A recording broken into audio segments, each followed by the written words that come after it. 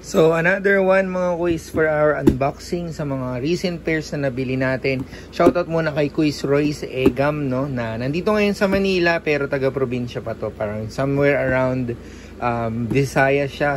So ito yung pair na binili niya, 361 One Motion, ibang colorway to, so silipin natin mga kuys.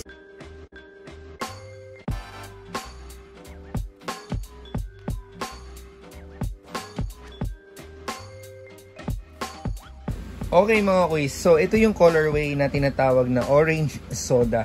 Siguro dahil dito, no? Pero yan yung combination niya. Hindi siya super light katulad ng neon green. So naglalaro siya sa apple green. So isa to sa mga nagustuhan kong pair nila ngayong taon.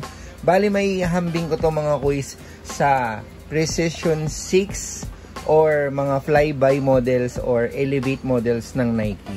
Itong foam na yan mga kuys, sobrang solid niyan. At itong rubber outsole na Rabestec ang tawag, napakaganda din yan. So I wish na medyo mas naging hard tong rubber outsole na to, no? Pero solid na solid yan mga kuys, lalo na kung sa tabla kayo naglalaro.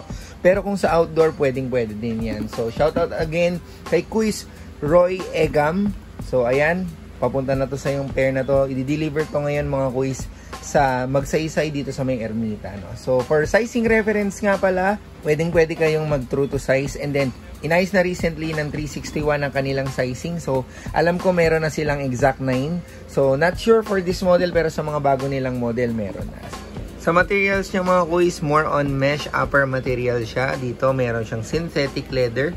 And then ayan yung kanyang outsole na napakaganda. Ito napakasarap sa paa na itong midsole na gamit nila dito.